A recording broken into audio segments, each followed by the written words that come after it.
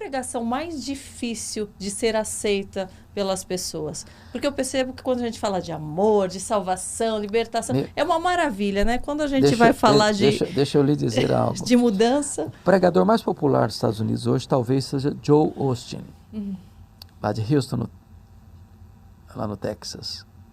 E eu um dia fiquei muito chocado, porque ele tem uma igreja linda, grande, um comunicador de mão cheia. E ele disse assim: na minha igreja não se prega sobre o pecado. As pessoas já estão muito machucadas, aqui eu tenho que pregar uma coisa gostosa, botar as pessoas para frente e tal. Nós estamos vivendo uma geração que as pessoas estão pregando sobre prosperidade, sobre milagres. Deus virou um despachante celestial. E não se escuta mais, via de regra, uma mensagem sobre arrependimento, sobre santificação, sobre a necessidade do homem se arrepender e crer. Então, essa mensagem não é popular, nunca foi e nem precisa ser. O papel do pregador não é agradar os ouvintes. O papel do pregador é levá-los ao arrependimento para que sejam salvos. Então, eu acho que o que nós precisamos é ser fiéis, muito mais do que populares. E não ter medo de falar a verdade, né? Exato. De perder engajamento por causa disso, porque você pode perder engajamento, mas você vai estar proporcionando salvação para as pessoas, proporcionando transformação. Exatamente. Né? E eu percebi isso no começo das coisas que eu comecei a postar sobre a bondade de Deus, sobre o amor de Deus. E as pessoas falam, mas eu não encontro isso que você tem encontrado. Daí eu comecei a falar, será que não é porque está faltando a entrega? Está faltando você se modificar, você se arrepender, você olhar para si mesmo, né? E as pessoas começaram a negar um pouco, a não gostar desse conteúdo. Eu falei, poxa, agora mesmo que a gente tem que falar. Senão, que sentido tem a gente pregar só a prosperidade, pregar só o amor e depois não encontrar aquela pessoa sendo transformada, aquela pessoa não vai encontrar aquilo que foi prometido para ela se ela não tiver sido alertada. Né? Não tem salvação se não há essa entrega, essa santificação. Sem arrependimento e fé não tem como. Jesus deixou isso muito claro para Nicodemos. Se você não nascer de novo, você não pode ver o reino de Deus. Se você não nascer da água e do Espírito, você não pode entrar no reino de Deus. Então, só com um novo coração, uma nova mente, uma nova vida. E hoje em dia a gente tem que ser muito delicado ao mesmo tempo, porque as pessoas já encaram como um julgamento. Né? Demais, filho. Nós estamos vivendo uma época, Karina, muito sensível, até do ponto de vista jurídico no Brasil. Né?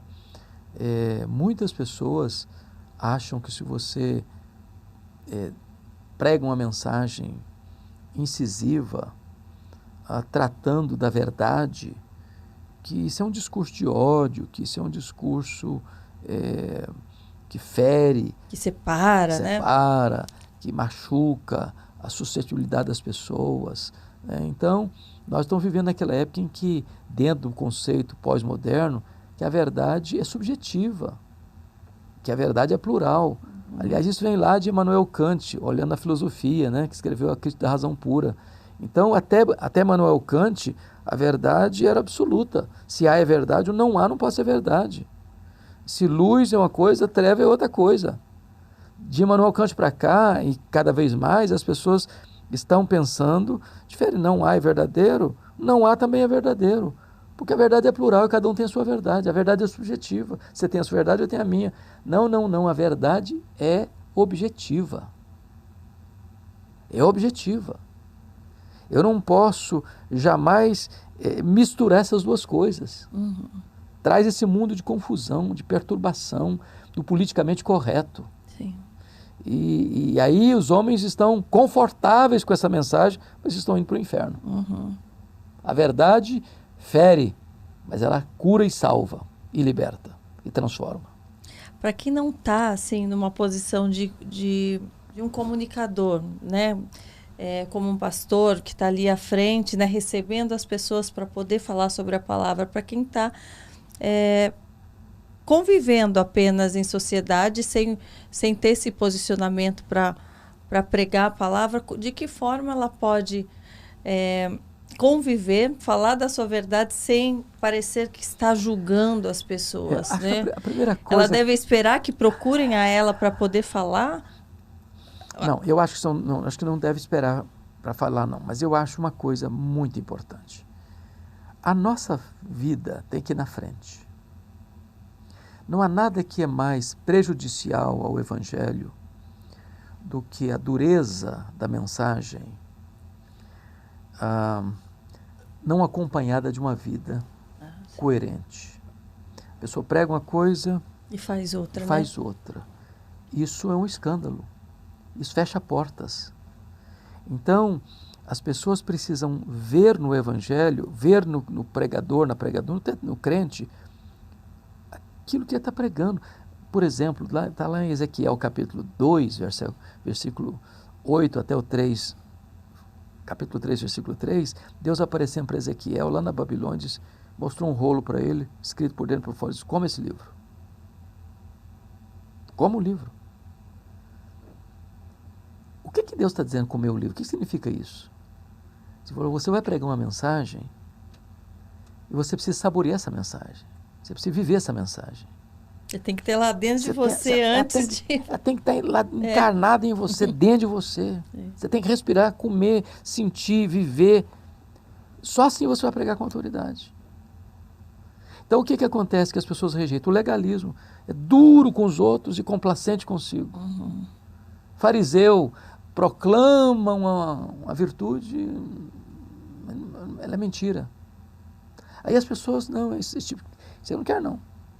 Isso é propaganda, enganosa, isso é fake news. Tanto que eu ouvi até uma frase essa semana de uma artista que falou, Jesus até que é legal, falou assim, Jesus é legal, o que estraga é o seu fã-clube. Isso daí me chocou um pouco, assim, porque falei, poxa, se é para alguém ter fã-clube, é o reino dos céus, é o único que pode ter um fã-clube. Mas eu vi que ela falou como essa questão realmente da religiosidade sem uma vida que comprove aquilo, né? E o que é maravilhoso também, num contraponto disso, é que Jesus não quer fãs. Sim. Jesus não quer admiradores. Mas são os adoradores, na realidade. Jesus quer discípulos, né? Que o adorem em espírito e em verdade. Mas essa constatação dela, infelizmente, é um fato. É um fato.